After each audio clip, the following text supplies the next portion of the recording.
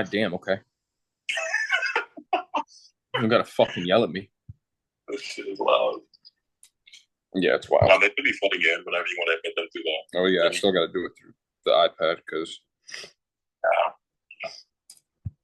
Okay. I probably shouldn't say K five fucking times. I'm trying to see where we at. So I'm on here. What's up? Hey, What's going on? nothing for real. I'm just drawing this picture. Oh yeah, good. I'm gonna admit everybody in the bitch. This is the first time I've tried to do like sharing the screen kind of and walking through. So we're definitely gonna find things that I can improve on after this one. So if shit gets a little fucked up, that's why. So we're just messing around, trial and error on this one, and let everybody in one by one. Once I have most of the people in, I'm gonna start getting into it and drawing. But I think is there a way? Is there a way for me to make my laptop the main? Because I made my iPad the main, so now I can't leave until everything's set. Let's see, because obviously they're both my account, so one's the main. Yeah, I think honestly it's just the one that you start off with. All right, bet. All right, fuck it. Then I'm just leaving it how it is, and then once everybody's in, hell yeah. I'll stop sharing my screen for now. Now that I know that it works. All right, facts. I'm talking my shit until everybody's in, or majority of people is in. So two. Hell yeah. All right, facts. All right, how are you guys doing with like the goal setting and everything?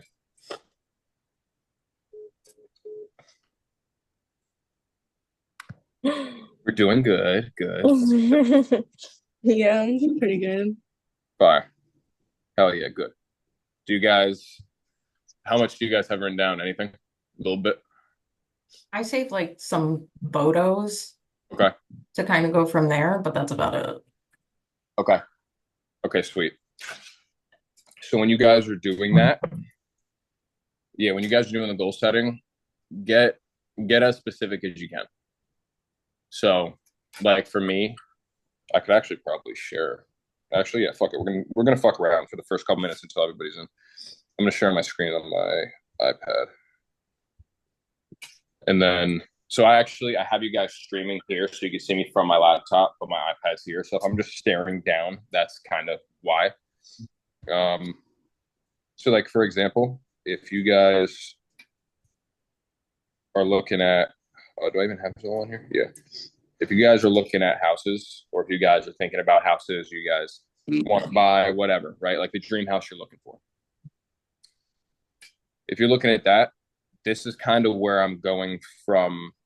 Okay, well, this is fucking pointless. I'm gonna stop sharing, fucking log in because I thought I had the fucking app, and then go from there.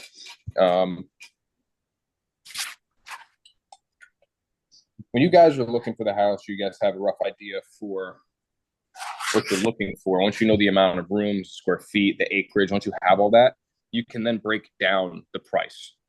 And that's where everything comes into play, right? So Are these are your. these supposed to be like realistic goals? So what do you mean by realistic? Because like obviously I would love to have like a $2 million house, but that's not very realistic for what I can achieve, at least not like in the short term. So why are you limiting yourself already? I don't know. See? So any of your the reason I don't like the idea or the word realistic is because nothing is realistic. Nothing's realistic. It's just a social fucking construct that's put on you. So realistic is other people's limitations that you're keeping in mind. If you think realistic, it's like what's your group? Who do you surround yourself with? What's the most expensive house of the 5 people in your group? Anything above that is unrealistic all of a sudden because it's who you're around, right? You Mhm. can't don't think realistically. If you think realistically, it's gonna fuck you up entirely. And I can't express that enough, right? So my parents used to like to say, be realistic, think realistically, set your goal, set realistic goals. There's no such thing as a realistic goal in my head. Anything that I have a goal of, it's not a matter of whether or not I can achieve it. It's a matter of it's not a matter of whether or not I can achieve it. It's a matter of when. Words are very strong. That type of shit is very strong. So it's like, if you're thinking realistic, then you're coming down to, well, can I afford it? It's not what you want. It's not can I, it's how can I or when can I? It's not can I. Because if you're thinking in a mindset of can I afford something, you're already fucking yourself. That kind of makes sense? Yeah, definitely. So there is no realistic goal, right? Because I set a goal 2 years ago, right? And my goal was 10K a month. I wanted to make 10K a month because to me, that was all the money in the fucking world, right? So I wrote it on my mirror. I wrote 10K a month by March. March was my birth month. I don't celebrate my birthday. It's just that's the month that my birthday is in. I don't want to sound like one of these fucking white girls. It's my birth month. It's not. So that's the month my birthday's at. I wanted to hit 10K a month by that time. Present to myself, work harder. That goal of 10K a month by March, if I hit it, I hit my goal. Good. I watched a video. It explained to overshoot your goals. So instead of writing down 10K a month, I wrote down 100K a month or 50K a month. I think my exact goal was $40,000 a month because I saw that's all you need to live happily. I wrote 40K a month on that board for March. By the time March came around, it was like a 3-month period. By the time March came around, by the end of that deadline, I was making 15K a month. If I set 10K a month as the goal, I wouldn't have worked as hard as I truly could have worked. So I would have undershot it. But 10K a month wasn't realistic in my head. I set up a very unrealistic goal for 40K a month, missed it entirely, but I made 5K more than what my realistic goal would have been. So I want you to set unrealistic goals with unrealistic timeframes, because even if you fall short, you're still going to be further ahead than you would have been if you set a realistic goal. You don't want to limit yourself with other people's fucking ceiling. You don't want that, right? And I posted something not too long ago about all this shit of kind of my thought process. A lot of people work for wealth. A lot of people work for nice things. A lot of people work for whatever, peace. I want freedom. I want freedom. And the exact quote was that I want to stretch my arms and not feel walls. I want to put my hands up and not feel the ceiling. That's all I want. I just want to not be held down in any way, shape, or form and make sure that I can provide however I want, right? So setting unrealistic goals is the goal. And a lot of people don't have that mindset. A lot of people don't look into shit like that. So if you want to make 5K in 1 week, make your goal 15. Because if you hit 7, you're going to be happy as fuck and not know what to do with that extra 2. You know what I mean? So with these dreams that you're setting and these goals that you're setting, think as far out of the box as you can. That's what I would say. That's the biggest note to take away from it. So there's no time limit on this call. This call is just kind of, I'm going to throw some shit together. You guys can ask as many questions as you want. You guys can backtrack me. You can tell me what photos to pick. I'm going to have you guys choose what I stencil. So I'm still thinking of an idea for my fiance's leg. She's no fucking help. I love her to death, but she has no idea what she wants, and I have no idea what to put on her. So maybe we'll get an idea out of it today, but whatever you guys want me to draw up, I'm going to draw it up. But to further the goal setting, to clarify that, and anybody that came in, Amber essentially asks, do I do a realistic goal? And me, I have a hate relationship with that word. There's no such thing as realistic. Just to emphasize what I just said. If you set a realistic goal, a realistic ceiling that you have, that's not what your full potential is. That's the potential that others have set on you. That makes sense? It's a social fucking construct. You're where you're at, and what you think about all day is going to determine how far you go. That's that. So if you think, set a realistic goal. I don't give a fuck about what's realistic. If you want a $5 million fucking house, write that shit down. If you think you can't achieve it now, by the end of this mentorship, you better fucking believe it. Because if you don't believe it and I can't change your mindset there, then you're fucked. So as long as you have an open mind and you hear what I'm saying, that $5 million house is going to be so attainable, it's going to be retarded. All right. So no realistic, whatever the fuck that means, goal. All right. And also, you guys are more than welcome to message me or DM me or whatever on Telegram separately too. I will respond when I have the time. Darius, hit me up. Amber, hit me up. RJ, hit me up. So if you guys have separate questions, I might not get back to it immediately. Shoot it my way. Shoot whatever message you want if you don't want it to be in the main chat. If it's a little more personal, or if you just want one-on-one, I'll respond when I can. I can't guarantee quick responses, but I can guarantee I will get back to you on that one-on-one. So what I was getting into with the goals, just to touch that briefly, I'm going to share my screen now. Let's see. So also, I'm streaming from here, but I have my iPad to share my screen, so you guys can still see me, hear me from my iPad, and see what I'm doing with my iPad. So we're trying this out. We're fucking around. So we're gonna see what I can see what we can do. And if this works well, then I'm gonna be able to hook up my camera to. I'm gonna be able to hook my camera up as well. Let me see. Yeah, I'm going to be able to hook my camera up as well while I'm actually tattooing, so I can live stream the tattoos through Zoom as well. So if this goes well, we're golden. Let me see. So I just downloaded Zillow to explain the house shit, right? So simply put, if you're looking at, no, I don't need anything new. I don't need to fucking do all that right now. If we are looking here, let's just look at shit. We're looking at a house. I want a super fucking high price point right there. So this house is 3.3 million, right? Okay, let's not play shit. I'm gonna get fucking nauseous. So it's 3.3 million, right? This is obnoxious. Holy shit. Yeah. I want to check this shit out. Where the fuck has this been? So this shit is 3.3 million, right? I bet you it's on like half an acre. Is it in Newburgh? Cliff Lake. Oh, this is in Jersey. Yeah, in Jersey. No shit. So this ain't even near me. Whatever. So it says about 14,000 square feet on 2.8 acres. This isn't something I would want to be in because 2.8 acres is too small for me. But I like land. There's more. You have way more. Where's the word I'm looking for with land? Land is an asset. A house is not. Unless you're renting out, it's not. But you can't make more land. You can only buy land. And once it's all bought, you can't get any more. So this is just too little for me. 2 acres isn't enough. I want more land. That's that. But if you're looking at 3.3 million, if that's what you're looking at for this house, and let's say you love the house, let's put a time frame on it, right? So if you're looking at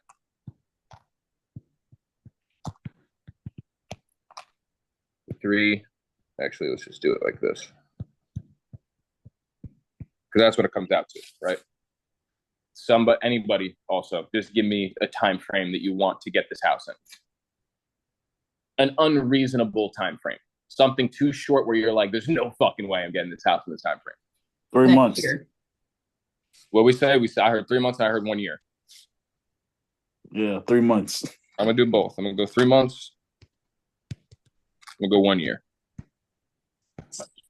If you do this in 3 months, all you have to fucking do, if you're doing it by month, you're going to take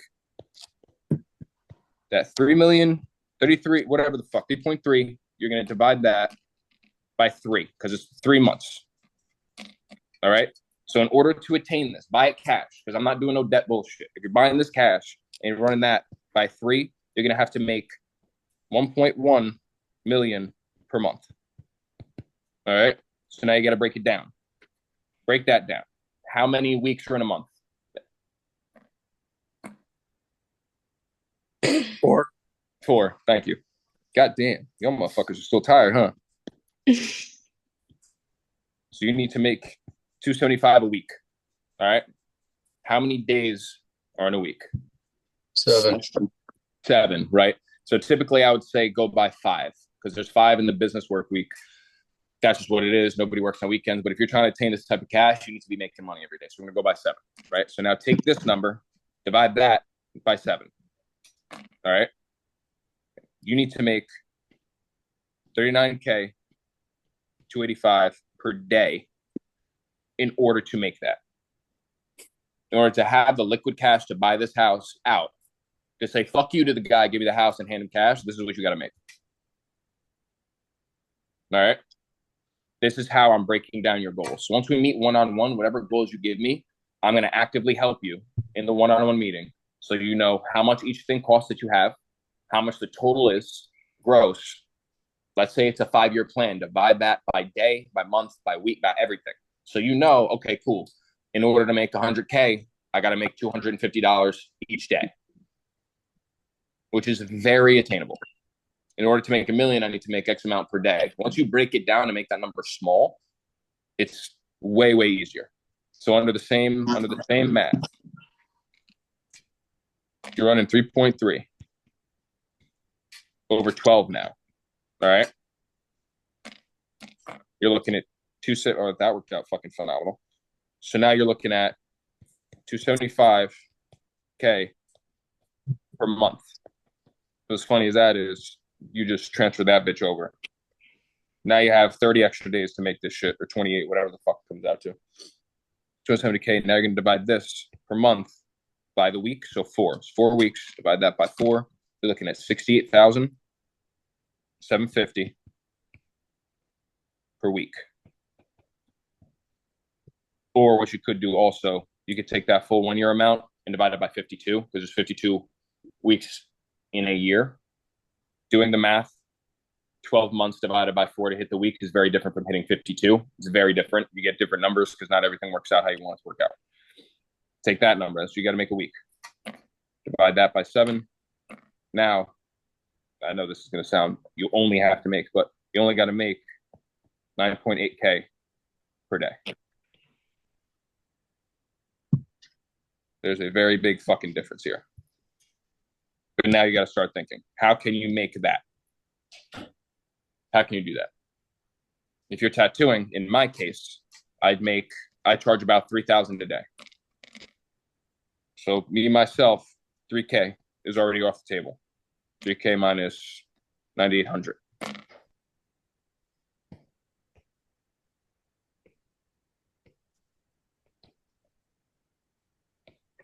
I need to make up for $6,800 a day. So if I find 2 other people charging what I charge, I'm golden. I need 2 more people charging 3 or higher a day. That's probably unlikely, right? I have 5 million followers across platform. It's a different type of level to get with. It's a celebrity / quality tattoo, right? So in order to charge that much, you need reputation. You need that. If I'm doing that, what you got to do, divide it whatever way you want to. I could do 4 people at 2,000 a day. Can't do 3. I'm 800 off. So what you can do is get 4 more artists charging 2K a day, or 4 more artists charging 1.8K a day. Now you got to think in the perspective of, I can't possibly make 10 grand a day on my own. So how do I leverage? What do I leverage? Do I leverage a product or other people? Since we're all in the tattooing business, the only way to hit this would simply be open your own shop, get people under your belt, figure the numbers out. Does that kind of make sense? So this is the mindset and the problem solving to have in your head when you're actively trying to build the life you want to live. Because you're not going to hit these numbers day one, but you have the destination set. If you don't have the destination, you don't know where the fuck you're going. You can't type anything into Apple Maps. You don't know what road you're turning. You don't know where to go, right? Having this as the end goal, as that destination, you're golden.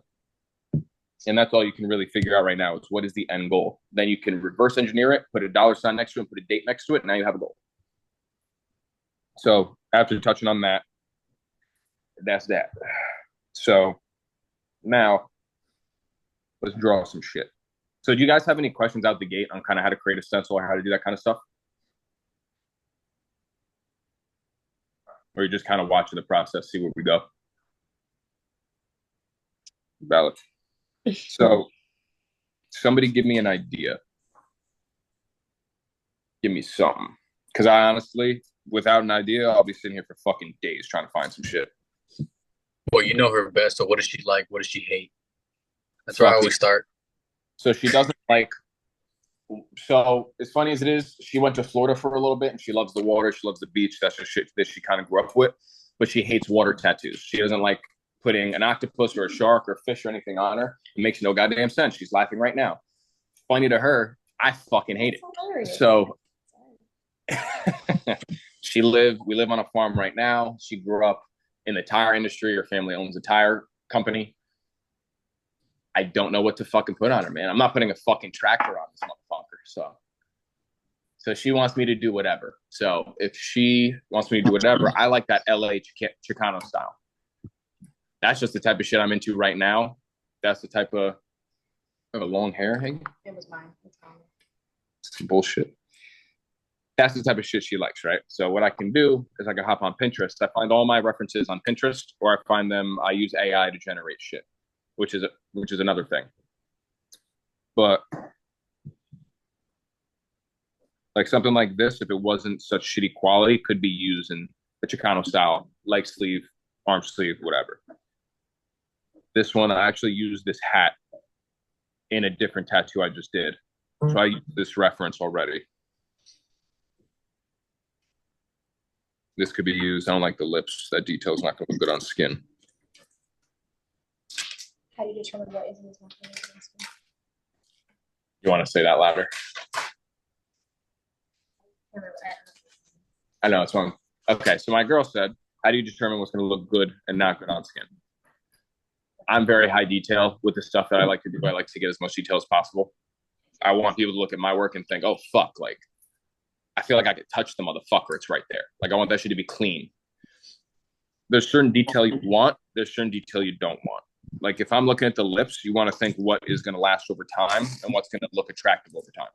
This, to me, tattooing that over time, if you don't put the blacks in the right place, that's probably going to look like a fucking asshole, if I'm being honest. So it's not going to last over time. There is high detail, but is that where you want the detail to be focused, right? Not really. So some photos that I would say we can work with, like I got these the other day, right? So I found, which one do I want to go with? I'll go with this one. So this photo is crystal fucking clear. I like this photo a lot. The detail is there. Bless you. You can zoom in. You can still see the marks or the actual little like texture of the skin. Like it's there, right? It's a little pixelated, but it's there. So if you want a hyper realistic feel, this is it. However, if I'm going with some sort of leg sleeve, I don't know if I would personally use this image. You're missing the top here. You're gonna have to create. You're missing this here. You're gonna have to create. However you want to put it. This I can see going really well with someone like, what's his name? Walter Montero. Walter Montero is an artist over in Europe. And he would use, I think he would use this reference, no doubt. And what he does partial black and gray, partial full color. This would be phenomenal for him. For me, for black and gray, it's there. To me, all of this is too monotone. It's just one shade of gray. There's not enough there. I can go here, take the curves. So what I'll do to change it also off of every one, I'll go to curves right here. The first one you bring up, it makes everything lighter. All right. The further down you go, the lighter it gets. I will typically stay within the first two columns if I'm using it to brighten shit up, essentially. So with this, I'll go like right here. And then the second one I use in these two columns is going to make everything else a little bit darker. All right. So it's just a higher contrast, essentially. I don't do anything crazy. That's about it. Even with this, I can see the changes in tone from here to about here. I could tell that this tone is different from this tone. It's different from this tone. But on skin, you're going to have to elevate that crazy. Like you're going to have to OD the shit out of it in order for you to see that difference on skin. So I don't like that about this photo. Same thing with over here. The shape of the nose is here, but there's not enough contrasting factors for that shape to be very clearly defined on skin. For me, I would have to toss something through the image to create some motion and some flow coming through. Possibly put like a hand in here on this side. Yes, in other words, I could use this. I'm not feeling it. It's too much. It's too much time invested for something I can't guarantee that I love right now. So with me testing shit out, if I wasn't doing this to show you guys, I'd probably fuck with this image for 2-3 hours and then look into something else to find out 2-3 hours was wasted. Like the reference photo, I tell all my clients, finding the right reference photo can take just as long, and drawing up the stencil can take just as long as the actual tattoo. It can take me 4 hours before the appointment to figure all this out, and then take me 4 hours to tattoo. The reference photo, your tattoo is never going to be more clear than the reference photo you find. That's what I was taught. That's how I see it. So, Big brushes or anything like brush sets. brush sets. So, brush sets and shit, I actually use. I'll show you. Okay, so the brush I use all the time is this technical pen, and I made my own. And the only difference I made to it is the streamline. So I don't like the technical pen, the regular one, because it's so sharp.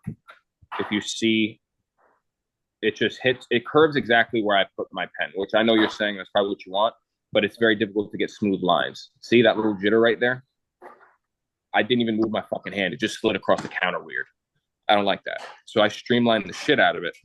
I think I do like 55, 56% typically, and it'll round those corners. So when you're creating a stencil, it's much easier to get a smooth curve. But even if you don't like that, even if you use the regular pen, like that compared to, oh, let me actually create a new one. Like this with the technical pen compared to this with the one I created. It's just way smoother for me, right? So even if you don't like that, or you don't want to use streamline, if you hold the pen, it locks in that curve. All right, so you can change it up, and if you don't like that curve, if you click edit, you can now change the curve whichever way you want. And to anybody beginning or doesn't have a crazy amount of experience with Procreate, I know this could be useful. For anybody else that uses it day to day, this is probably redundant information, but that is what you can do, right? So you can fuck around with it all day. Same thing with circles. If you hit a circle, hold it. All I'm doing is just holding my pen down. If you take another finger and put it on the screen, it'll turn it into a perfect circle. All right. This is like Procreate 101 shit. So if this isn't the type of stuff that you know, I'll find videos on YouTube and I'll send it in the chat so you guys can kind of watch that, because there's a lot of tips and tricks I don't even fucking know that I'm learning every day. This is probably going to be the most useful when actually drawing a stencil. And I'm very keen on, if it takes you an hour or an hour and a half to draw a stencil, fucking do it. Your stencil is everything. All right. So I'm going to find a photo so we can actually fucking stencil. The one that I like enough to stencil. Also, if there's anything specific you want me to stencil that's not a portrait, tell me, because I'll find a photo right now and we'll run through it. I'm cool with it. If we go through,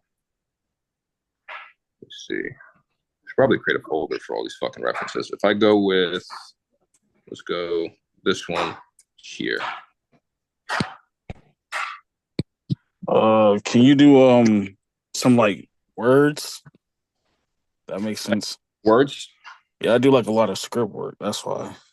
Okay, so you want to take fonts off of like Pinterest and kind of run that, or do you want to actually go with a font? Like the font from Pinterest is fine. I bet. So what kind of font you want to run? I don't know, just something like off the wall. I just normally type in fonts and then whatever first thing that pops up is what I go with that I haven't used already. Okay, let's run this and let's look. You tell me when to stop. Whenever you see something. Third one. You can just do the third one. Third one in this one? Yeah. All right. So what I'll do, you can go a couple routes with it. So what I'll do is I'll do this. So, well, somebody give me a word. Don't make it dumb long either. Don't give me a fucking crazy word. He's ready to some bullshit. Do your dog's name. Got facts. So what I'll do I'll use the grid. I'll pick a color that I'm not drawing with or one that just pops out. Make that shit bright. I'll take the image and I won't like do this to kind of resize it because then you're fucking with whether or not it's level. And I don't want to do that. So I specifically use the corners to resize it because at least I know it's in line with the grid. So if we go, where the fuck is the K? Am I retarded? No, we're not. Right here. All right. So if I'm running, let's go size 2. Let's rock with this. All right. So what I'll do is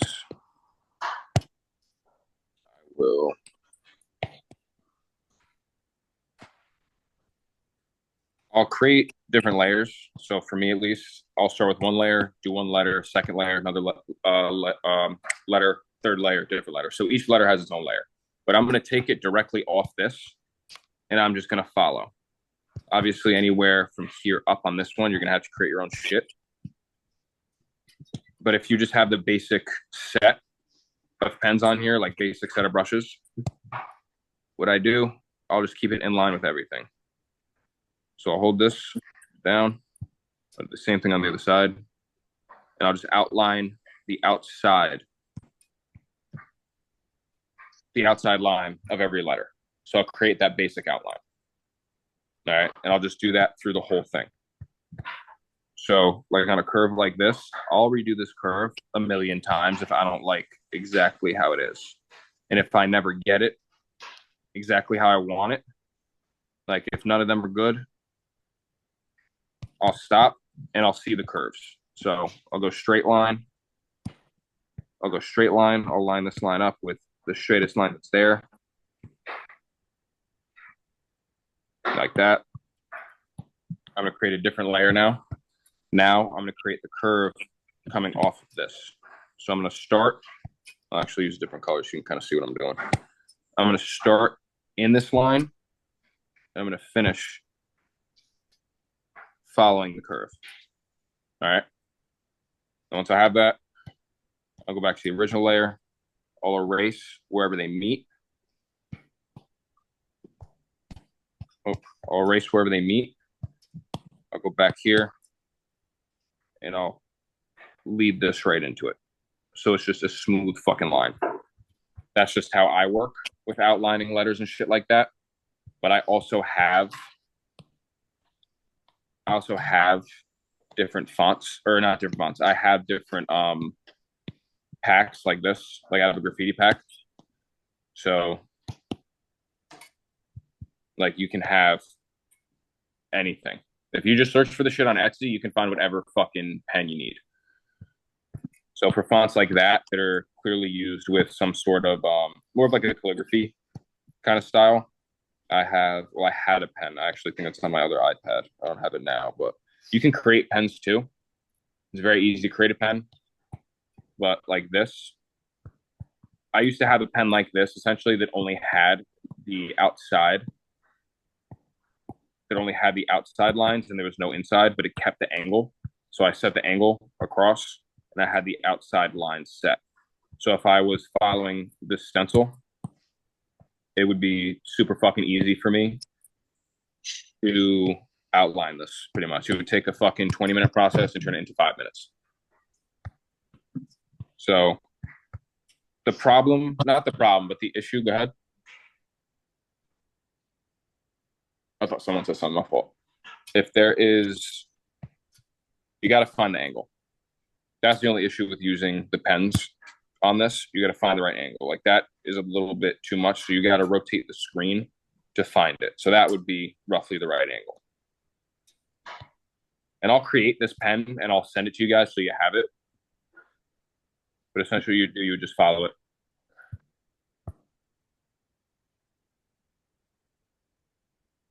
These pens aren't even the fucking best, but you could straight line it and then line that bitch up. And I know my buddy, he even will take the eraser and go down dead center middle of it and take out the inner lines. So at least you know all the lines you do are evenly spaced. and they're accurate to the actual letter or the actual font. So if I want this font, what I'll do is I'll outline every single letter and I'll kind of put them in line. So I'll have like, I'll outline the A. Where's it at? I'll outline the A. Well, I'm not even start with the A because half of that bitch is gone. Like I'll start with the B. I'll outline the B.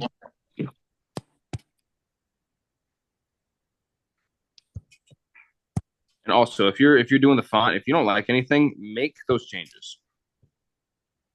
Your client's coming to you because they trust what you can do. If you find a fucking font off Pinterest, use your creativity and fuck with it. It doesn't have to be exactly how you find it. Use your creativity to your advantage. What I'll do is I'll line all these up.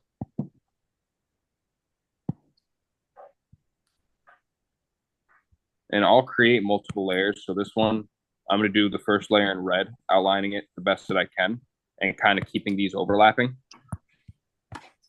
And then I'll run a second layer in a different color, or I'll do the same color and change the opacity or opacity. I actually don't know how to say that word properly, so don't fucking kill me on that one. But I'll change the opacity to it. I'll use the same color and just go through it. So I'll come through like this.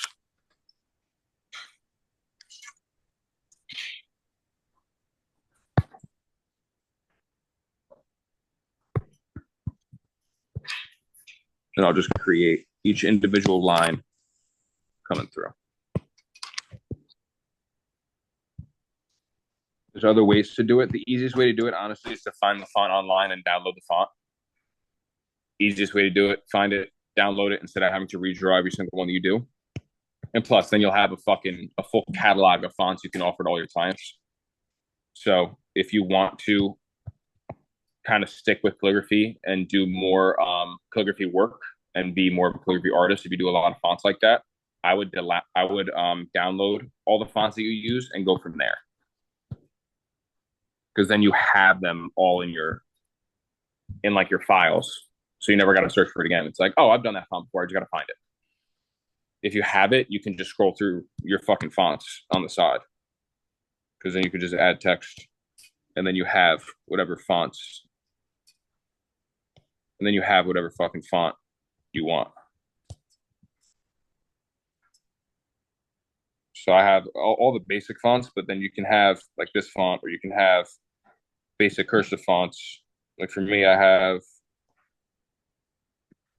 do I have? Yeah. So like I have this, right? So the easiest way to go about it, I would say, this is what I always do when it comes down to it. If we're doing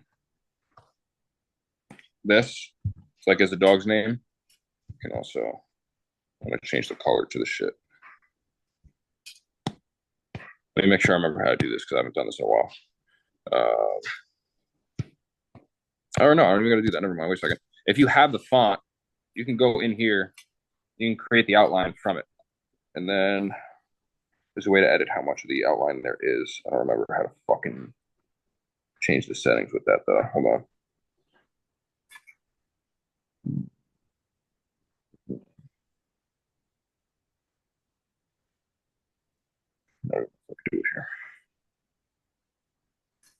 I'm gonna fuck with the settings on this and figure that out on my own time, so I'm not wasting yours. But if you run the outline through the font itself, it'll create the outline for you. If you don't like doing that, what I was gonna do is this. You can rasterize it.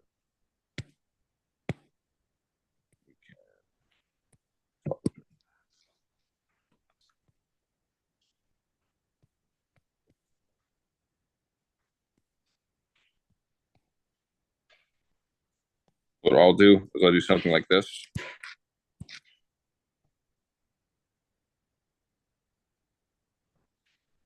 used to be doing something like this.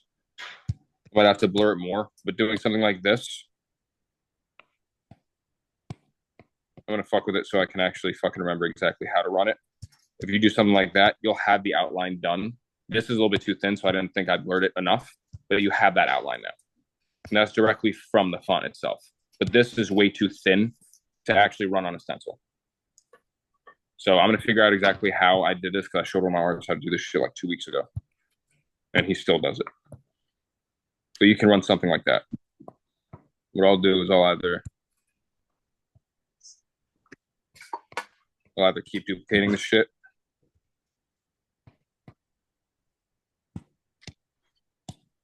and create that thicker line. And then you'll have, like, this is the easiest way to go about it if you're doing fine line. So the actual stencil line isn't thicker than the needle you're using, because those lines have to be very, very thin. But this is how I'd normally do it. I'd normally run it from the font after I downloaded it. If I run it from Pinterest, this is the direction I'm going. I'm outlining everything. I'm not going to do the whole thing, the whole letter right now. But essentially what I do is that, and on the next layer, I'll come in with a different color.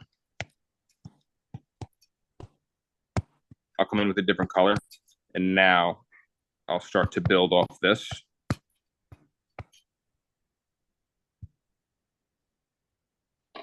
And now I'll start to build off this. So like here, I can just follow this line coming through. And then to see exactly where that cutout is, I'll now bring this through here.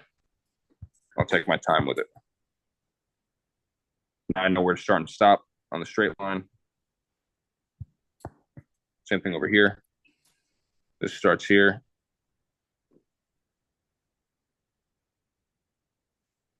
Bring it through. Have this come out. I don't like that. Like that. And then straight line it same way as last time. And then essentially do it until it's fucking perfect. Like me, my mind is so meticulous with everything I do. This is the way that I used to run it off Pinterest. And then I just took the route of finding the font, downloading the font, and then going from there. Defont.com, 1001 fonts works really well. It's all free downloads. Their selection is very repetitive and their search engine isn't the best, but defont.com, like Anna to just put in the chat, and 1001 fonts, which I'll put in there.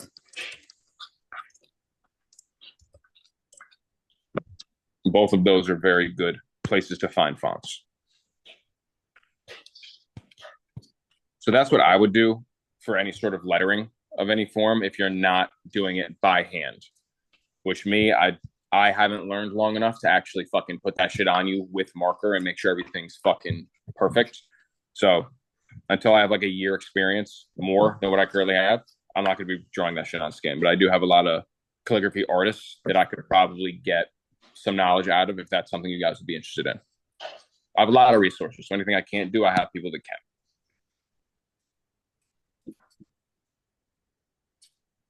So let's see. Did that kind of help? Did that kind of toss you in the right direction? Yeah, it did. Fire. I'm going to figure out how to do that exact stencil without having to hand stencil it out. I just got to I got to mess with it for a little bit and then figure that out. It's been a while since I've done lettering like that. Typically, I just use my fonts. Gosh, I'm like, Absolutely. See, that's a little bit blurry. It's not as clear as I'd want. I'm also not going to rule out any photo until I mess with it a little bit. So like this photo, for me, it's okay. I don't really like the hair that much. It's very, very dark in here, and that's not really what I want.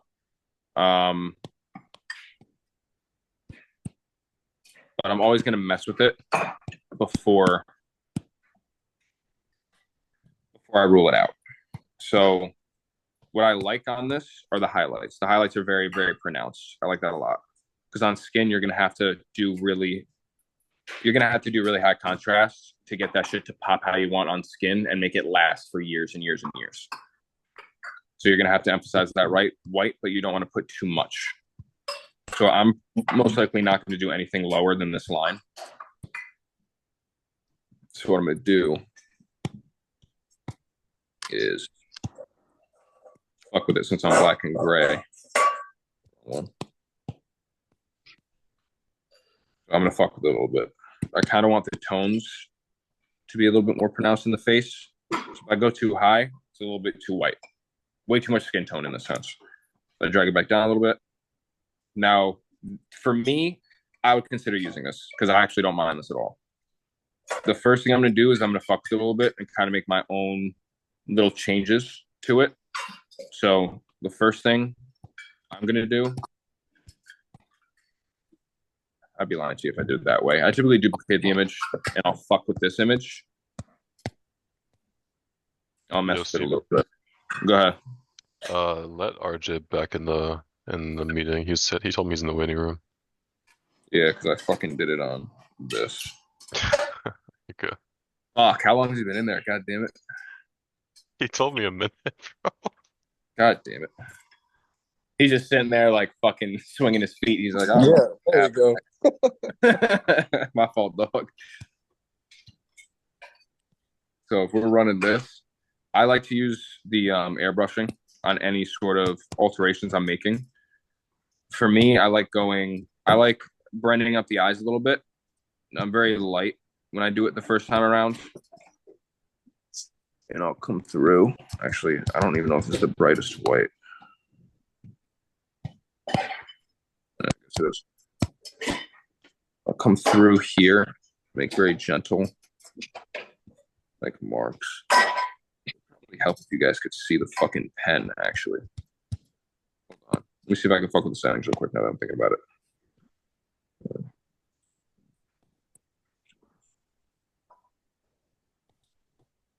Oh, fucking hate that. All right, yeah. Can you guys see kind of where my pen is before I do it now? Yeah. All right. So hopefully, I mean, obviously, they don't help in the fucking white spots, so that's good. But we'll fuck around with it. So what I'll do is I'll put the highlights where I kind of want them, and then I'll blend it together. All of which I'm using the soft brush for. Or with this, it should be on soft blend. And then I'll bring it down. Also, for all of you that don't know, you see in there how it says the 2% size. That size of the brush in that box is the exact size it's going to be. That kind of makes sense? So if you're wondering how big the brush head is going to be, that's the size. So once I set it there, that is the exact size that it is. That kind of makes sense? That could have been something you kind of knew based off common sense. I'll tell you right now. I didn't know until like a week ago that that's how that fucking worked. So, but I'll blend it as much as possible to come in. If I don't like it, I'll come back in with a little bit more white and fuck with it. Be very gentle with it. Right, so I'll mess around with that. Because I don't want it to be too pronounced. Just highlight a little bit. I'm in here now. And what I'm doing is I'm like tapping kind of like this. I'm coming in and like barely touching. I'm not like scribbling. I'm like tapping how I would if I were to tattoo it, kind of, just because that's how I get that lightness that I'm looking for. Here, I'm going to be a little bit more heavy on it because I want that brightness in the eye, just the way that I kind of do my eyes. I like for them to glow. So I'll do some shit like this, but I want to emphasize that a little bit as well. So I'll alter it way more beforehand, so I know it'll come out how I want it to on skin, because you got to change shit, but it takes time to kind of realize how you like it.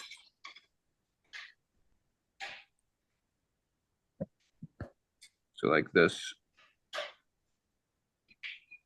just make it lighter.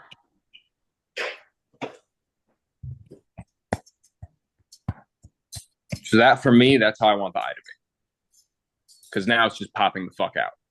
That's what I like. I want the attention to go to the eyes, and I want the attention to go to the lips, for me at least. That's how I want it. So anything I do to that eye, I'm going to do the same thing to the other eye. I'm going to come through. And if you're doing this, like if you decide to do the exact same thing to the eye, the two things I would keep in mind are where the shadows are. So like this shadow, okay, I'm not doing that. The shadow is like right here, roughly. So I don't want to make it. Driver's seat. Say again?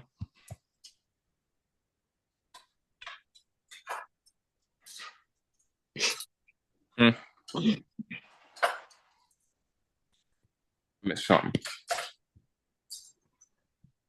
But then I'll drag this up. But I can also drag this down a little bit. And that's kind of the reason I kind of play with it on the same layer as the photo, because if you need to blend like this, you can still blend those natural tones.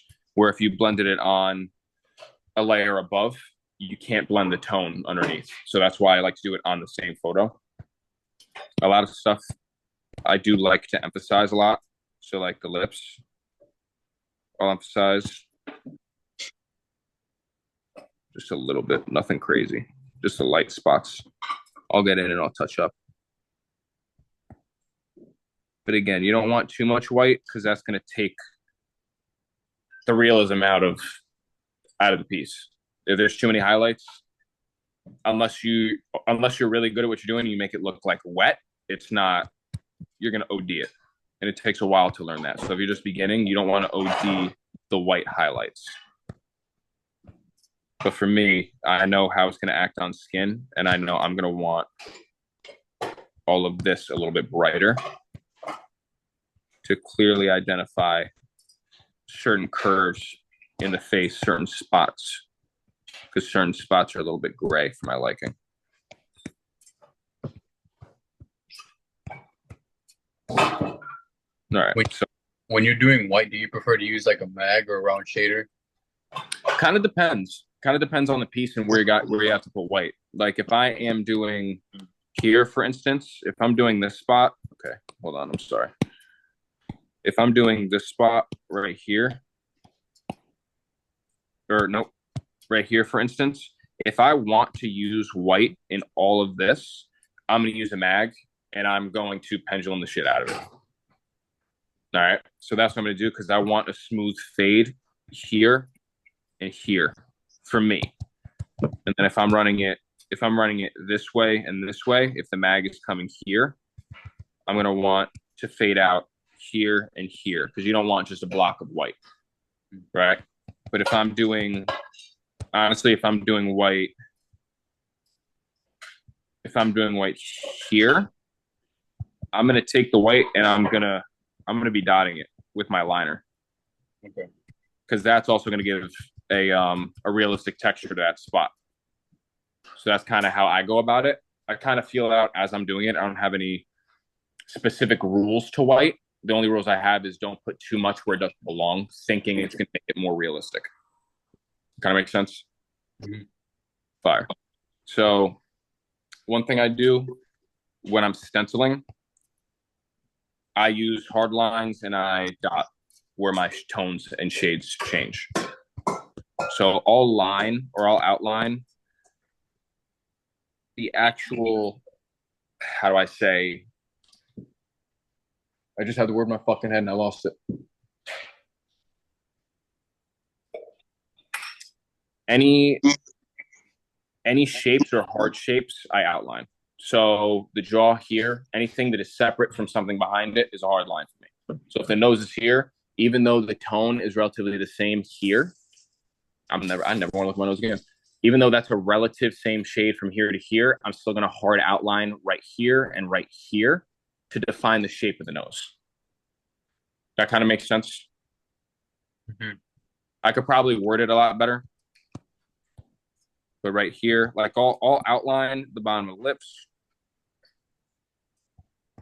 because those are two different objects in my head. Like, yes, it's one face, but there are different objects in my head and how I'm running it. So the face is in front of the hair.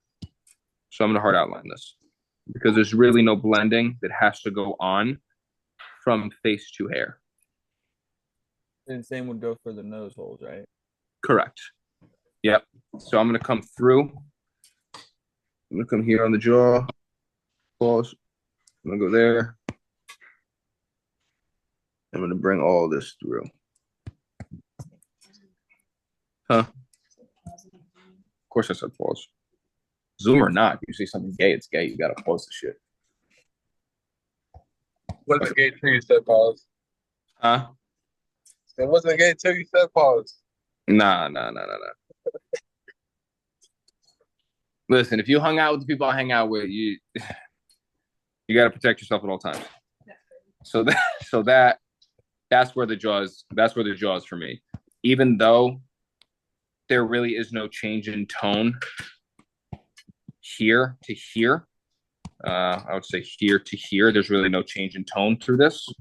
I'm still creating that line for the jaw. This is where your mind and your creativity is going to come into play, because you have a very, very light highlight here. I don't know if you guys can see the change in tone from here to here, but I have that little light highlight underneath that jaw that I'm going to take into account when I'm tattooing it. So that is going to be a dotted line for me. And I'm going to bring it up a little bit, because with how thin that is, you're not going to be able to tell on skin. I'm going to bring that all the way through to about here. Once I get to this tone change, I'm dotting that out. I'm going to dot this out right here. These are different tones.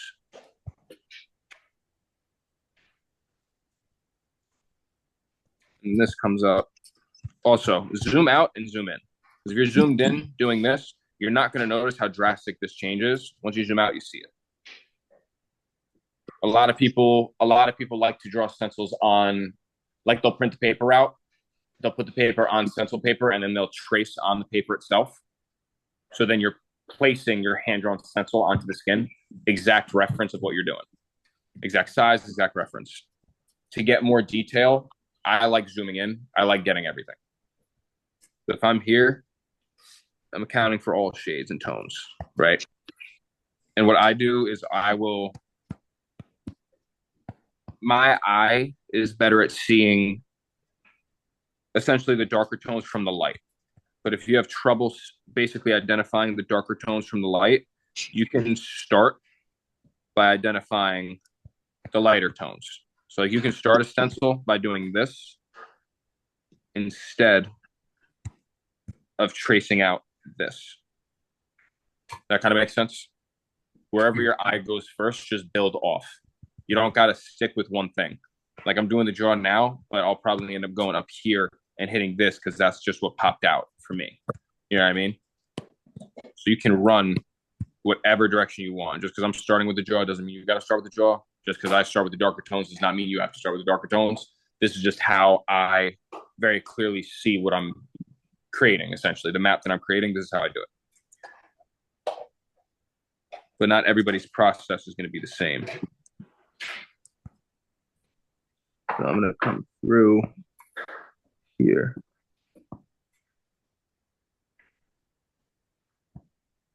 So right here, I'm sticking with the lighter tone, right? So I can come through and do that, or I can come here and go that way. I'm going to go that way. And since this is so defined, I would rather hit the lighter tone that I might not see exactly where it's at later on. Since my eye's on it, I'm going to hit the tone that's harder to essentially change or catch later. There's a light outline underneath here. I'm going to come in here with it as well. So now, white highlights, you can solid outline it for white highlights because you don't really need to focus on blending crazy there. That's either going to be pure skin tone or you're just going to add white highlights to it. So that I'll fuck around with both ways. Create this. Like right here on the lip. I'm going to solid outline it.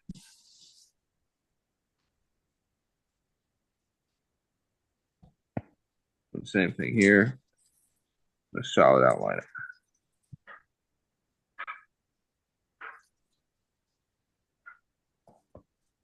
it. Yeah. And I would say the biggest thing for portraits for me, even if it's not here, I like to leave a light spot right here. Leaving a light spot right here defines the lips and the actual facial structure so much more than you think. So I'll leave a little circle of just skin tone.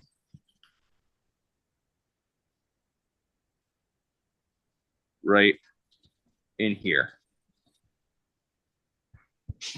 That spot, I have a reference photo of it, which I'll show you guys, but that spot defines the lip shape and the cheek so much better. Just that little spot. If you blend that, it's so much flatter than you think.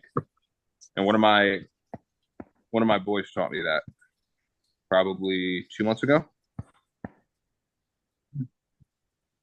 Hard outline the bottom of the lip. Over here, I'm not going to hard outline because it's difficult to see the change in tone, so that's lighter than it should be. I'm going to fade right back through.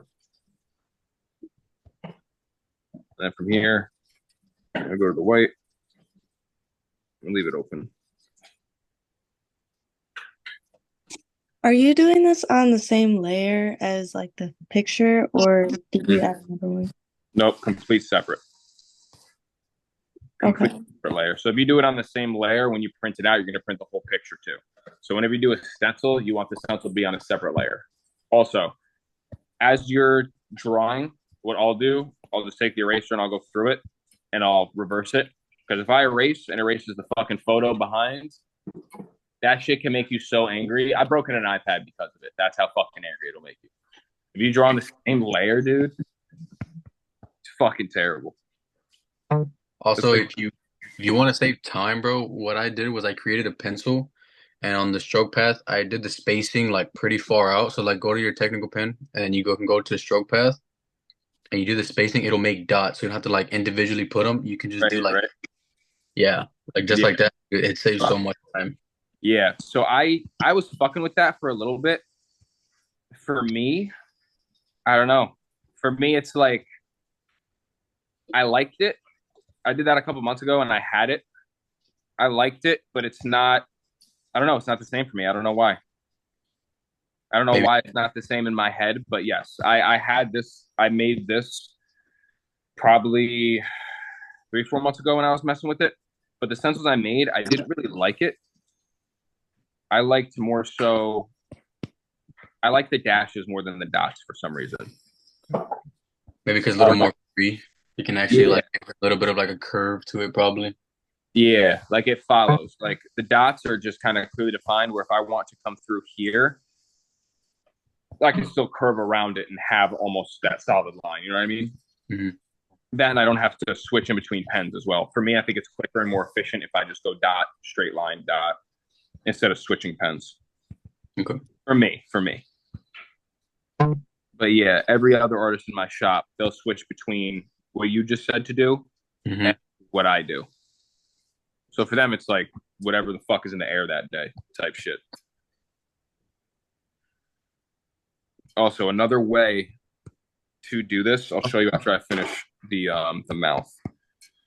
I'll come in here and I'll hit every little curve from here. Find this.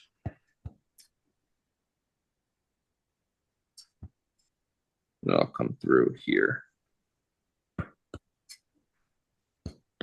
This. Shit like that. And there's times I'll look at it again when I'm done, erase something and stencil it differently. Like you think you're running it right now. There's been times I print it, I place it, I'm looking at the stencil on the skin, then I look at the photo. I'm like, I don't like that. Because I know once I get to that part in the stencil, if it rubs away even a little bit, I'm going to be lost. So there's times I've gone back after it's printed in place and changed a couple things, went back into it. So not everything has to be perfect once you do it the first time. This I'll come up with it. Up here. This is lighter. Fall that out. And another thing I'm learning is my eye sees different tones here. I see that change in tone there. When you zoom out, you can see a little bit better. Maybe not. I don't know how well you can see it there, but I see a change in tone here. Realistically, you don't have to get that exact because it's so minute. It's not going to matter when it's on skin. What I'm going to do is I'm going to dip the needle in the 20% wash. I'm going to dip it in my distilled water. I'm going to run through it just to soften it up. That's not something that's going to be so make it or break it. So little shit like that line here, it's not necessary. I still like to do it, but it's not going to make or break the piece, essentially. Now, when I get here, this is a hard line. I'm going to hard line this out.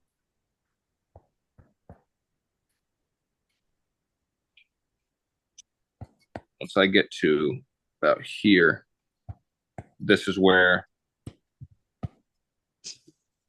I'll start dotting it. Dot it through here. I don't like that at all. I'll start dotting it through here. I'll dot this again here. Coming down. And then what I'll do is I'll take this here. That's solid white, so I'm going to circle that. Got a harder line. I don't like that either. I don't like that. No. No. See, I'll fucking do it. I'll do it 50 fucking times.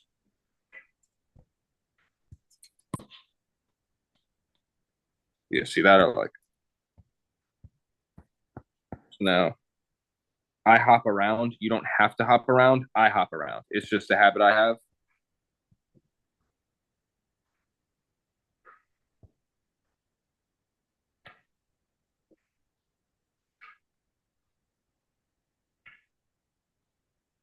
Okay.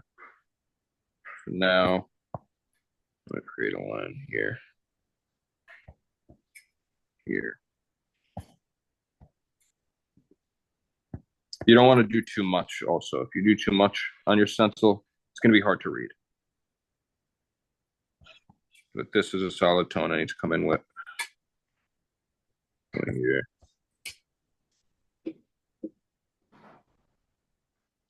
Yeah.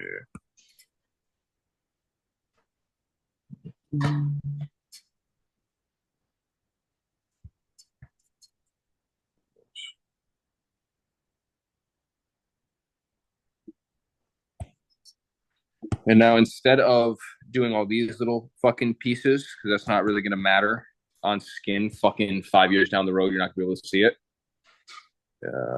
Let me check and see if I got to let someone in again. No?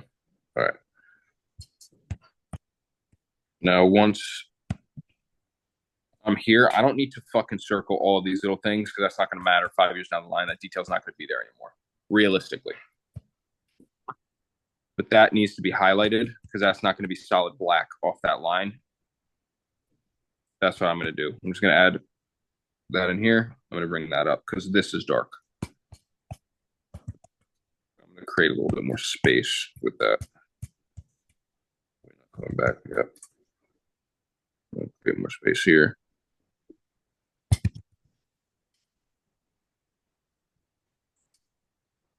The reason I'm not staying true to the stencil right there is because sometimes it's more important, like same thing down here. Having the light tone in here is more important than having it perfectly exact to the photo. It's going to show way better on skin after doing that. Right here, I'm going to add one more here. Now, this is a highlight. So my eye sees, it sees this shading right here more than it sees the white underneath. But I know after doing so many, this highlight, it's more important to make sure you have this highlight outlined than it is the shading above it. So you got to be intentional when you're drawing the stencils, in my experience. So I'm going to come down here with it. Yo, Steven, can you let Darius back in? He had a phone call. Yeah, I just checked. Oh, okay, facts. I was going to say, I saw he left. Okay. Right. Yeah, you're good. Oh, yeah, appreciate you. So now what I'm going to do is I'm going to come here. I'm going to round this. Since I'm creating this light spot right there, I'm now going to come around and curve it a little bit more to match that. Now I'm going to bring this up. I don't want to do that yet. Yeah, I don't want to do that yet. I'll come here because that's a lighter tone. gonna bring this through here. Sometimes it's easier for me to run it like this. Also, the reason I'm like flipping it upside down and sideways and shit to create the stencil is because I'm not seeing it as a face. I'm seeing it as different shapes. So anytime you do realism, you're not tattooing a face. You're just tattooing shapes, right? So, for example, if you're doing, this is going to be the easiest example for me to run for you. If you're doing this here, there's a slight tone change here, right? This here is one shape. This here is another shape. So when you're shading, you're not shading a cheek. This is the mindset I have to have. You're shading shapes. This is a shape. This is a different shape. That makes sense? You have this as one shape. You have this as another shape. They're all shapes. So anything you do in realism, it's all different shapes. And then, like you said, from the nostril, this is going to be a hard outline. So I'm going to hard outline this here. And then, I don't know if you guys can see that is where the black ends, solid black ends. I'm going to dot it. And now I'm just going to come out here with it. Now this is a highlight coming through. But now I'm running that. Same thing. This nostril is going to be a hard outline here. And I'm just going to dot that through. There. Now this, I hard outline every time.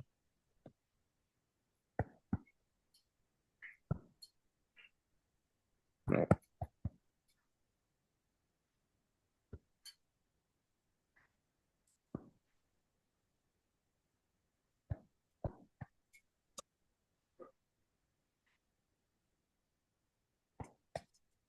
No, this here. This. I don't like how this is shaded, so I'm gonna fucking come through there lightly. Let me get this highlight. This highlight. So I see that. I see this.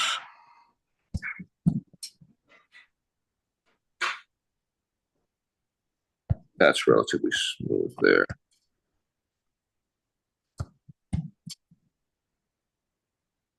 There's another way to make stencils based on the reference photo that you have. There's a lot easier ways to make stencils. And I'm going to show you once I finish this up. Yeah, what do you think of the apps that do it for you? I don't even really do the apps, so let's see how. So now based on just the stencil that I created so far, you can see, I don't like,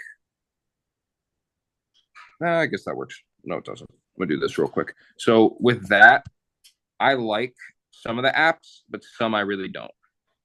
Some don't do it very well the way that I've done it. Now, with the stencil I made, can you guys clearly see where everything is supposed to be placed intentionally? It's a clear map, right? Some of you, it should be you guys might not see what I see, which is honestly is kind of good because then you're going to have to be forced to create your own shit. But this, to me, that's a very clear stencil. The one thing I don't know right now is the shading on the nose right here.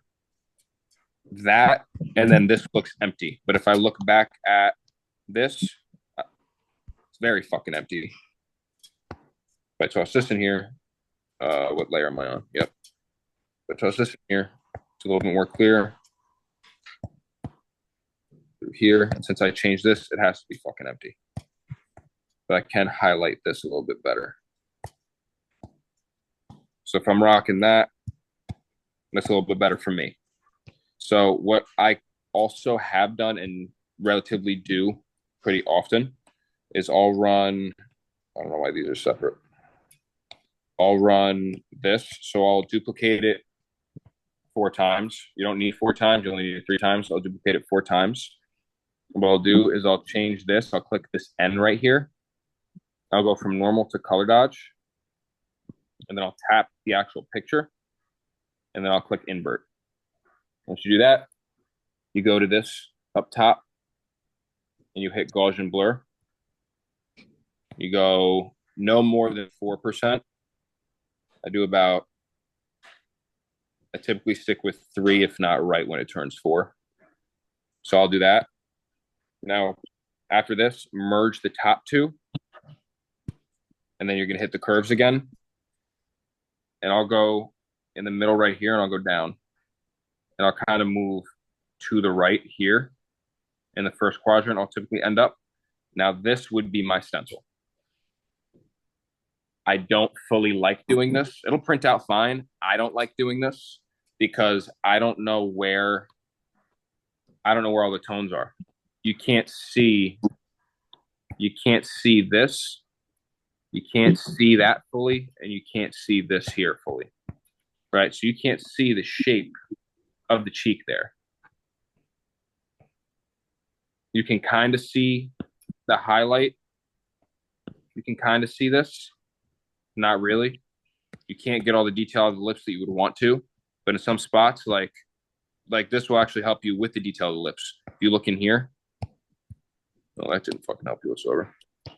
If you look in here, mainly this little detail I was explaining earlier that I'm not going to stencil out one by one. I'm just kind of do it by eye when I'm doing it. It gets all that in there for you. So there's some spots where it's good, some spots where I don't recommend whatsoever. Like the nose, if you don't know the anatomy of a nose, you're going to botch that shit just by going off of this stencil alone. So most of the times what I will do on majority of stencils, because the photos are typically pretty good, is I will use this and I will also use this. So if I don't like the detail in the lips, I'll take this stencil and I'll erase it. And I'll erase the lips from the stencil and I'll keep my hand stenciling for that. But let's say the top lip is better here. I'll take my stencil, or I won't even stencil it, and I'll keep that on. That kind of makes sense? So mixing both stencils can help a lot. Hair, I'm indifferent with. It's kind of like a love-hate. Hair or fur, like if we do a tiger. Actually, yeah, this is actually a good example for that too. You guys kind of get how I stencil on this. I'll do one of the eyes too, so you have that as well. But like the way I just showed you how to stencil it like that, it's good, not great for portraits. For animals, I'll show you, it's phenomenal. Now, this, where am I at? So this, I'm going to outline this because this is the most apparent to me. I outline this. It's also very apparent to me. Now, even though there's not much tone difference here, I'm going to use all the way up to here. I'm going to go solid line on it because that is the shape of the eye. But down here, I'm dotting it. Come up to that. There is slight differences in here. Bring this all the way up. This outline here.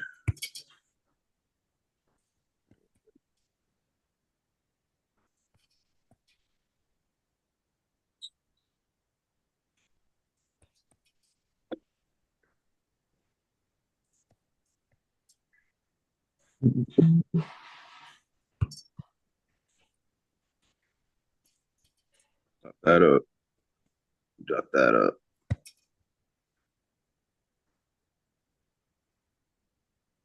Bring this up here.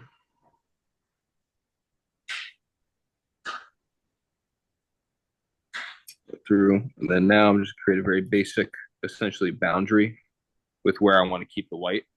Since you're not putting crazy detail in the eye, you can kind of do whatever you want with that. I don't want to constrict this because I want it to be smooth. I don't want crazy detail in the actual iris of the eye. Here, I'm going to highlight it a little bit there.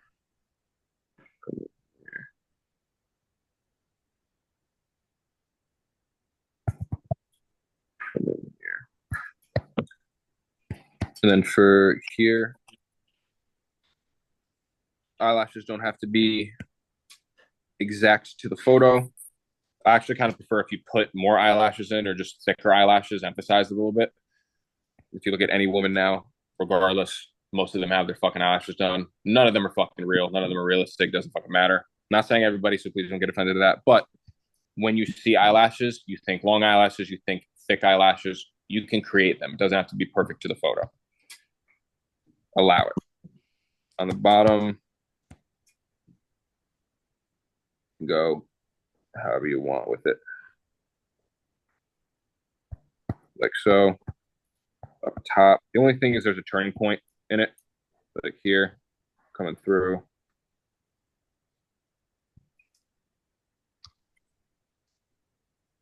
And this is going to stay black anyway, so I'm just going to go here. That's it.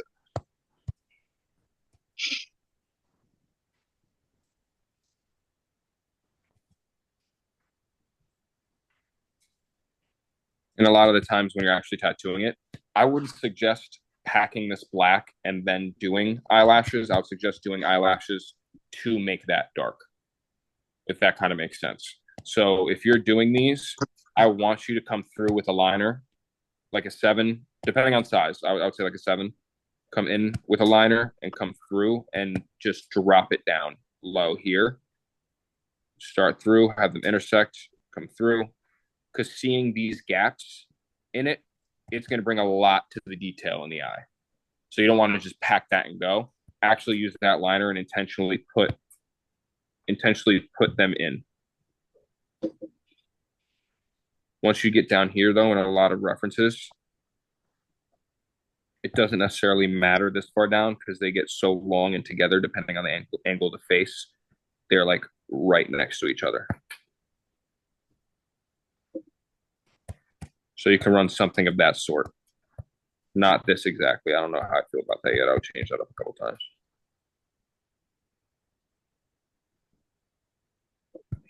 All right. Now, I'm going to highlight this. And I use this line of the eyelashes to create this top line, so I don't have to draw it. If you want to draw it, you can draw it, but you don't have to. But I am going to emphasize that highlight there. And then this through here as well. Right here, I'm going to dot. I'm going to come back through top. And then that through. That through.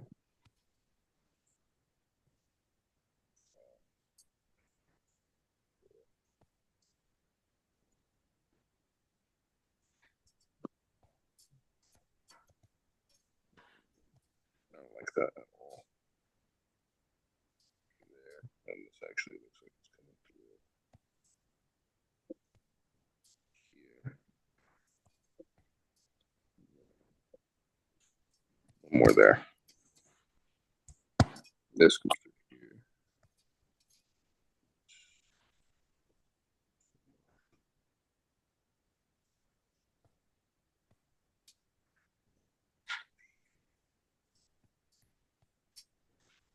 Also, a lot of these photos, like this photo's AI, obviously, a lot of them aren't fully correct anatomically. So make changes where you have to.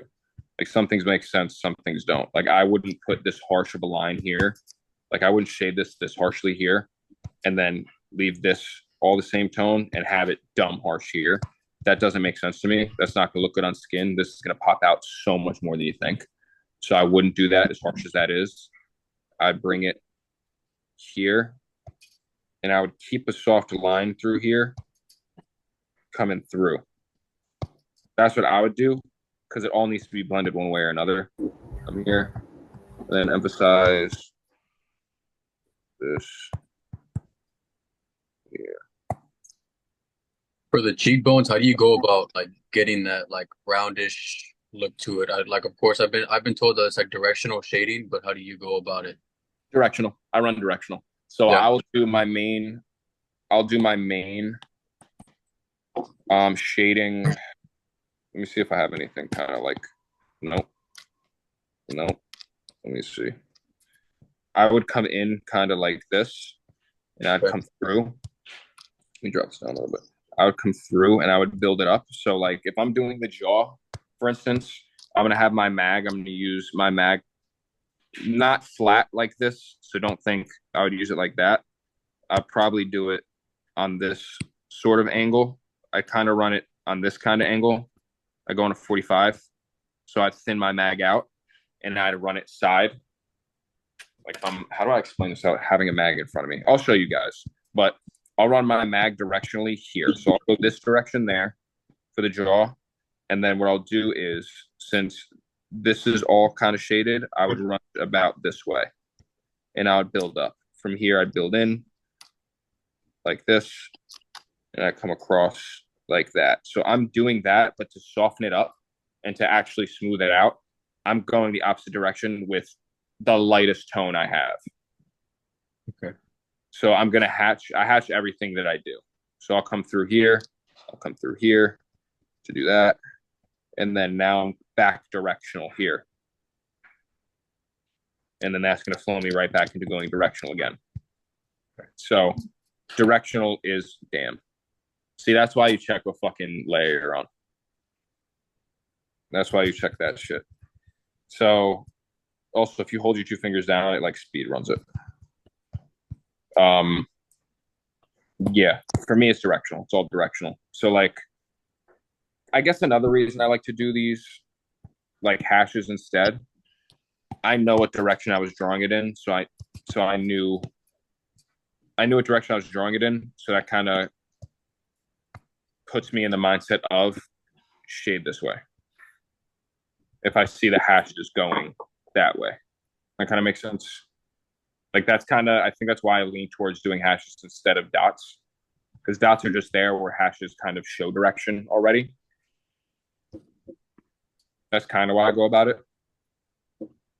But yeah, if I'm shading, I use a really large mag. So I'll run like depending on the size of the face, I'll run like a 23 or a 25 in this area.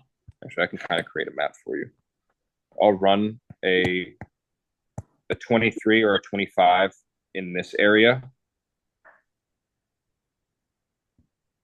I'll run in here. I'll run kind of like a 13 or a 17 through here. All curve mags. This side of the face, all through here. I'm running a 23 or a 25. Any smaller details here, I'm using a liner. I'm using a liner on these. So I'll stipple it, or I'll just run like a 3 or a 5 on a low voltage. So I typically run my machine at 7 or 7.5. I'm leaning more towards 7 now with the curve mags, but when I throw a liner in there, I'll run 5 or 5.5, and I'll just hit these details to get them right. So in the lips, I'll run an 11 curve mag or a 3-round liner. In this, I'll also run kind of like a 23. And then in here, I would run a 13. Anything outside of the eye, I'm running a 13. Or even in here, I'll run an 11. That fucking forehead is going to be a 23 or a 25. Any large spaces that are smoother shading, I'm running a larger mag. You're going to get it done quicker, and you're going to get softer grays. So if you don't know already, if you're trying to pack, if you're going for softer grays, larger surface area being taken up hits the skin softer. It takes more effort and power to get through the skin, through the layers. So if you're using an 11 compared to a 23, if you use a 40% gray wash, it's going to come out darker using the 11 because it's not facing as much resistance. That kind of makes sense? Mm-hmm. So I'll use larger curve mags on larger areas. I'll even feed this through with the 23, this through here. This is an 11. All of this, I would say, is an 11. This is a 13 or a 17. Say again? My fault. So here, 13. 11. Or a liner. I don't know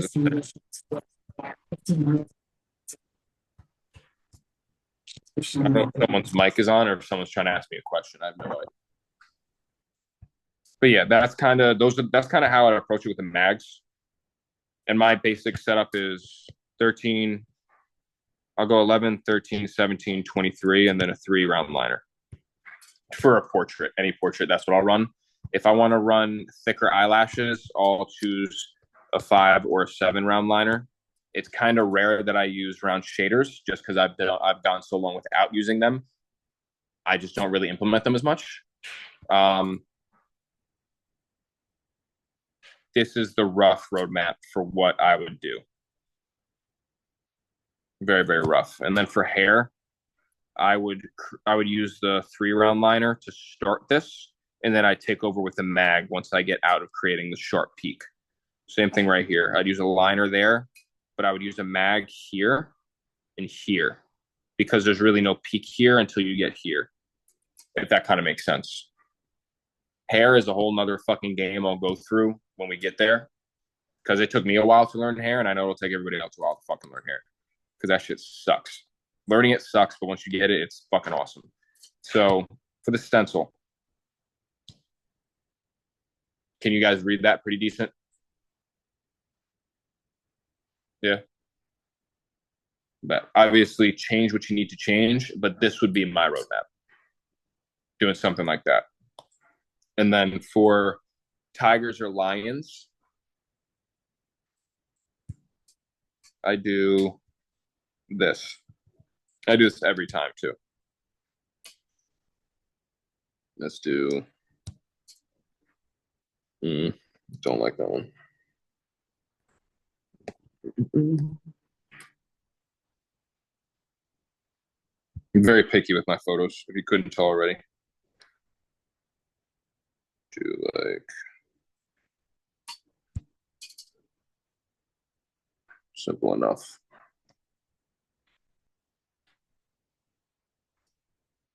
They're all fucking blurry, which is dog shit. This one's a little better. So and that's a drawing, so I wouldn't use that for an actual fucking tattoo because it's not a real photo of them. But it's clear enough where you will understand what I'm doing with the stencil. If I'm running this, what I'm going to do is, again, same thing with the curves. I'm going to make sure it's black and gray first. So always, even if it looks black and gray, go into your hue and saturation and go all the way down on the saturation. Because if you're using curves, if there's any color in it, it's going to pick it up. So you want to cut that down as much as possible. I'm going to make it brighter, make it darker. Not that much. I'm going to bring it here and here. So you can still see all the changes in the strands here. This is where I'm going to use this method. Go to the color dodge. Go to the invert. And then I'm going to blur it because these come out phenomenal. If you're like me, hitting every single fucking detail. The only thing that it will not do is the tones. Like, what I'm going to do is I'm going to create a layer. I'm going to create a layer. I'm going to come in like, come on. I'm going to come here.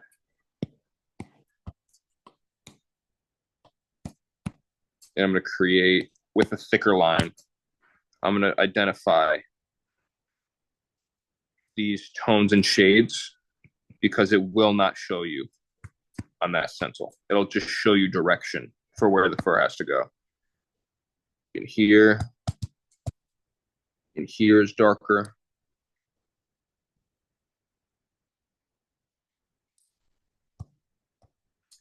Here is darker. Create a line in here. Like that, because that's darker.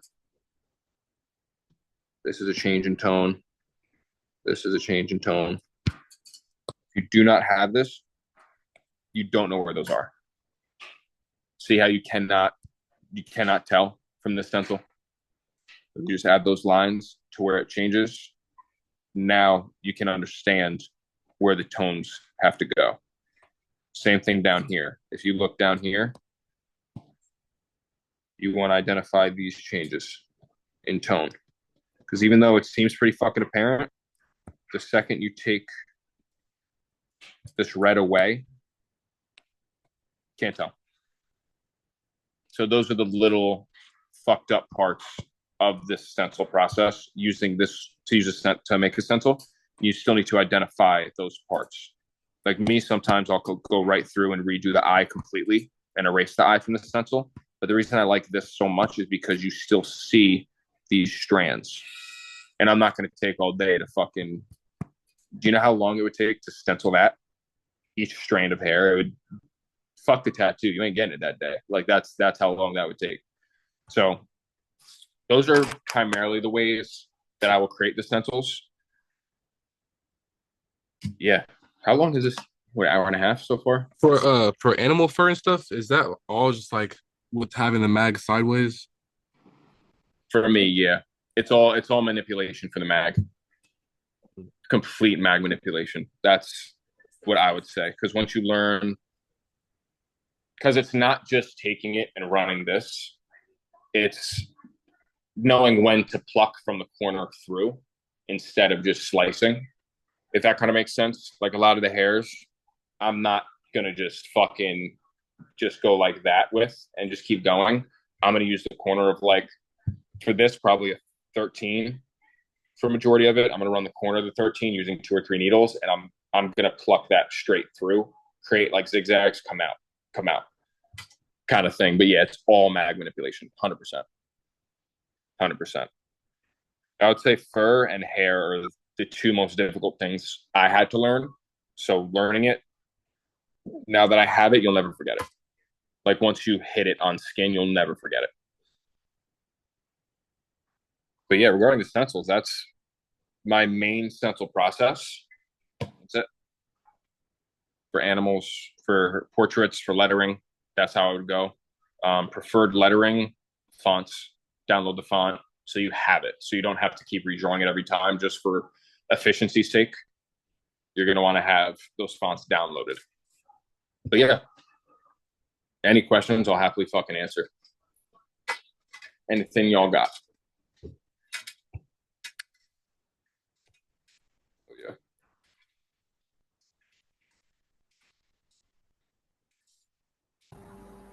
Hi. What's up? What's up? How do you approach male portraits? Male portraits, same Yeah. thing as female portraits. If there's facial hair, it's the same thing. Like I would use. Let me see, because now I'm going to share it again. I'm going to show you. Essentially, I would do the same thing. The only like primary male portrait that I've done is Jesus. Like nobody else really wants a male portrait unless it's like a Spartan or something like that. At least where I like my style. Not a lot of people ask me specifically for male portraits. The ones that I've done, it's the same exact process as the female. Less emphasis on the lashes, less emphasis on making the eyebrows perfect, and facial hair. The only difference would be facial hair. So with the eyelashes. Sorry. What about the lips? Lips? Yeah. Let me see. The same process in the stenciling. Let me see if we can find a good photo so I could share again.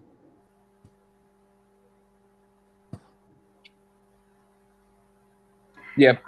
I'm asking this because the lips seems to me that they are easier to draw if it's a woman because of makeup and it's easier. Exactly. So if it's a man, male, I don't know how to do it. Male, it's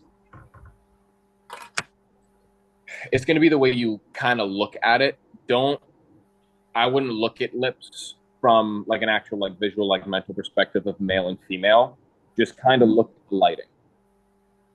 Look at the lighting on the lips. So the shape of the lips are relatively the same across male and female. Females are a little bit more voluptuous.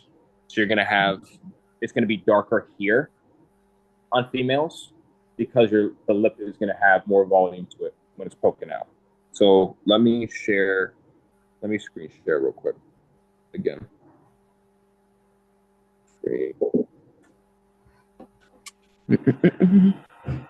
I'll kind of show you. So with this, you have, that's still blurry. It's not even a good photo. If you go with, I don't like that photo.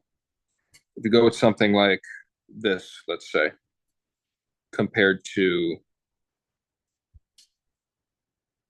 I mean, they're kind of relatively similar. So if you go with that, and I don't like that one actually. Yeah, I don't like any of these fucking photos. If you go with that and you go with facts, this, the only difference is, to me, the only difference is the main shape of the lips. Facial hair? Say again? Facial hair? With this? Yeah. Yeah, big difference is going to be the facial hair. But with the lips specifically, Okay. like with having the facial hair, you're not focusing as heavy. Go ahead.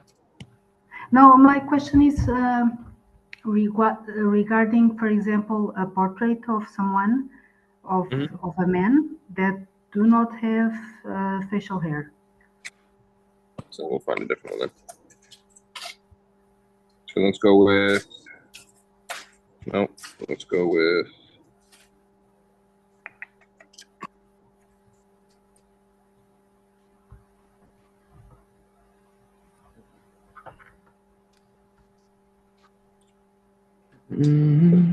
yeah, see, that really fucking helps. I mean, this is AI, but yeah, it's too blurry. Fuck, let's see how long it takes to find a fucking photo. they all have facial hair. Every single What's one. wrong with them? Every single They one. don't check. This one's better, but it's very blurry. Okay. So this one could work. I don't like the way he's fucking looking at me, so I'm not gonna use that one. But see, for example, this guy looks like a girl, some like even not a girl. But... Go ahead. Like if you run this compared to this, yeah, okay. If you're running these two, The volume of the lips. the biggest thing would be the volume of the lips. Yeah. So it's the shape and the volume. These lips, I mean, even these lips, I don't fucking, now that I'm looking at these, I don't even fucking like these lips. I'm just going to use this. I'm just going to use this how I did before.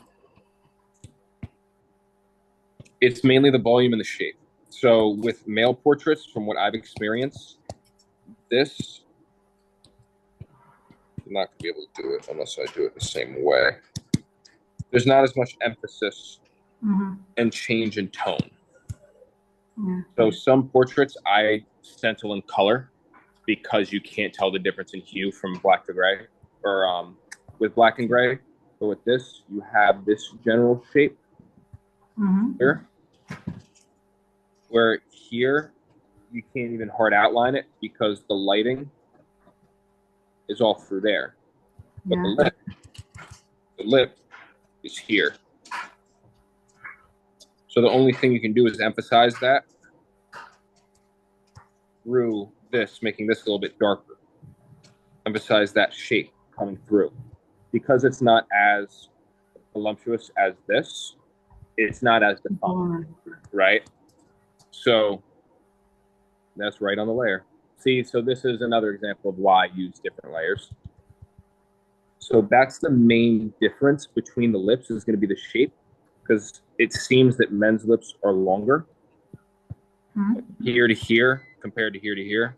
Yeah. Like the ratio is very different. You have this and this compared to this, compared to that, and top point to bottom point that. You have so much more height here, even with the mouth closed, than you do here.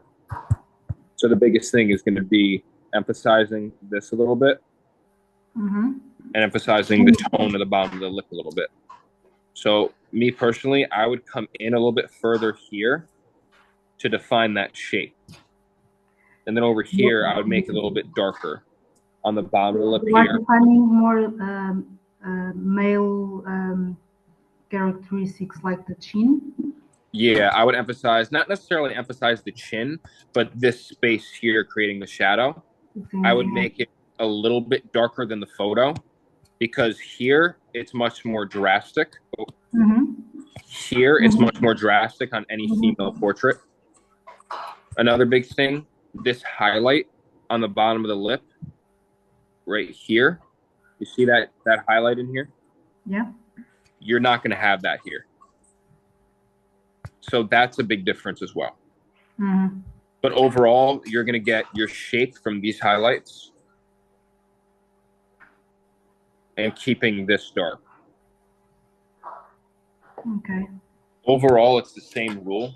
Overall, it's the same rule, just very different shapes.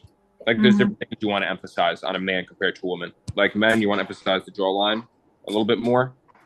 And then the lips, I would just say darken this up a little bit. Okay. That's what I would say. Focus around the lips rather than on the lips directly. Otherwise, I guess I haven't done it, but my fear would be that it would seem like a girl. Like more feminine? Yeah. Yeah, that's why you don't want to emphasize it too much. Or essentially, like, another big thing is white highlights. This is all going to be skin tone. You're not going to use any white in the lips. Here, you want to use white in the lips because they have some sort of lipstick or lip gloss or something on in the photo. You're not emphasizing it the same here.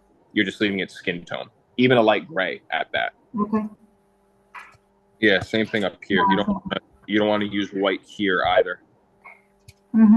But you are going to use some white here in the nose, and then same thing in the eyes.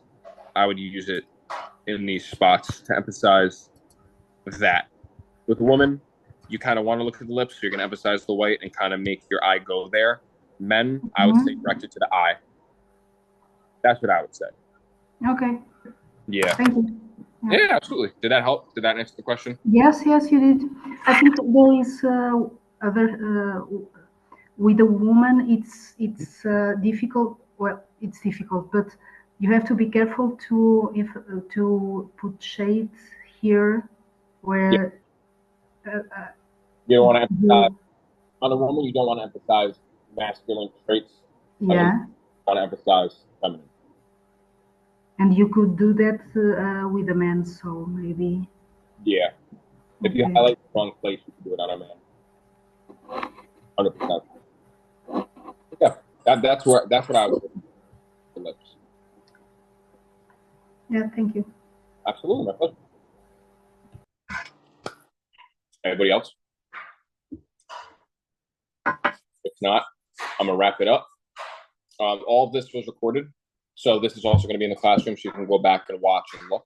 I'm going to do a couple other stencils, and I'm just going to have the Procreate file uploaded on, or just some of my previous stencils I'll have uploaded, like, for instance, the skull.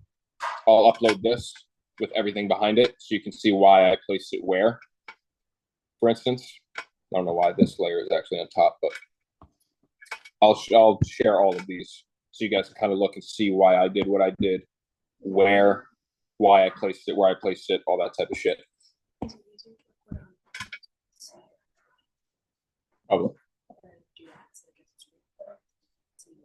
Probably. I'll do both. So I'll share some that I previously did for you guys so you guys can see where I put the lines and why, so you guys can understand on your own time. Just files that you can upload to your own Procreate so you can fuck with it yourself. Like kind of create a stencil based on the same photo I used and then compare it to mine and kind of see what you would change. And then, like my fiance just said, I'll record myself actually doing it so you can see my hand and my hand strokes and where I'm putting what. Yeah, hopefully today helped. Hopefully I added a good amount of value. If you guys want to go over more stencils or placement or anything of that sort, let me know. And then what I'll do is I'll do another live Zoom with a client and I'll just kind of walk you through every step like doing a setup, breaking down, placing a stencil on somebody, why. Sanitary, dude, being sanitary is the biggest thing for me. So I'm gonna have a full fucking video out on that. But yeah, thank you guys for coming in today and joining for this fucking amazing call. Hopefully these stencils actually help you get a little bit of an insight on why I do what I do. And if not, I'll answer questions whenever and wherever. So thank you guys. Enjoy the rest of your fucking Wednesday. Thank you for letting me take up your time. And then I'll be on Telegram all day. And then the next call will be Sunday noon. So I'll talk to y'all then. Thank you. Have a good one. Absolutely. Thank you. Juice over there getting a haircut.